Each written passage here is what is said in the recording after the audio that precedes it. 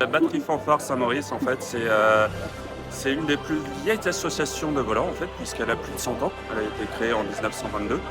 Donc, depuis 100 ans, elle a pas mal évolué, puisqu'à un moment, il y a même eu des majorettes, il y a eu gymnastique, plein de choses comme ça.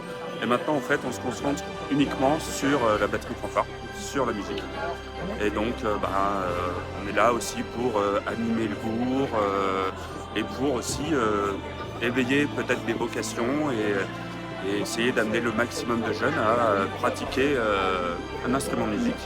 Alors après, c'est vrai que la batterie fanfare est plus aussi à la mode qu'il y a quelques dizaines d'années, mais il y a un jeune ou même un plus vieux d'ailleurs peut trouver plein de choses à faire dans la batterie fanfare. Et puis, comme on est une association, on a aussi plein de petits événements qu'on fait à côté pour collecter les fonds pour financer l'association. Ce qui est intéressant, c'est que depuis maintenant, on va dire 4-5 ans, eh ben, on change un peu le visage de la Saint-Maurice. C'est-à-dire qu'on va sur des domaines où on n'était pas forcément attendu. Ça a commencé par le conte musical, euh, qui s'est vachement bien passé et c'était vraiment un aspect complètement différent par rapport à la batterie fanfare. Et donc justement, depuis maintenant, on essaye d'avoir un challenge, on va dire, par an.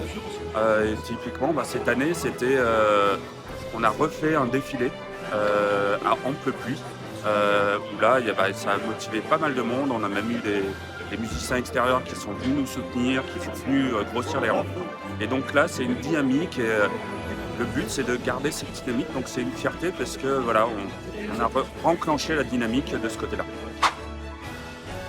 Alors pour l'instant, les projets justement, c'est de continuer sur cette dynamique, ouvrir de nouveaux morceaux et faire d'autres spectacles. Voilà, on a même en tête bah, peut-être avec la Garde nationale, donc le quintet de la Garde nationale. Ça c'est un projet, peut-être on verra, qui verra le jour dans l'année prochaine, dans 2 ans, on verra.